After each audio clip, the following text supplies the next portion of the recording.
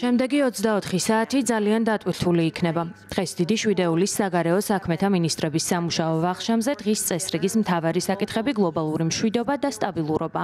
კონსტრუქციული მსჯელობა გვექნება კრიტიკულ პრიორიტეტებზე, მათ შორის ახლო აღმოსავლეთში გრძელვადიანი მშვიდობისა და სტაბილურობის გამყარებაზე, ასევე უსაფრთხოების მხარდაჭერასა და კეთილდღეობაზე ინდო-წყნარი ოკეანის რეგიონში და ჰაიტისა და სუდანში მიმდინარე გადაუდებელ კრიზისებზე. ხვალ კი შევხვდებით უკრაინის საგარეო საქმეთა მინისტრს ანდრიი სიბიკას, რათა კიდევ ერთხელ დავადასტუროთ ჩვენი კოლექტიური მხარდაჭერა უკრაინისადმი რუსეთის აგრესიის პირობებში.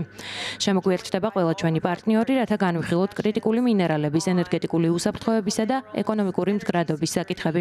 გლობალური გამოწვევების გადასაჭრელად გლობალური თანამშრომლობაა საჭირო. გამოწვევები, რომელთა წინაშეც ვდგავართ, სცდება დიდი შვიდეულისა და ჩვენს საზღვრებს. სწორედ ამიტომ არის აუცილებელი, რომ მაგიდასთან ბევრი ქვეყანა იყოს.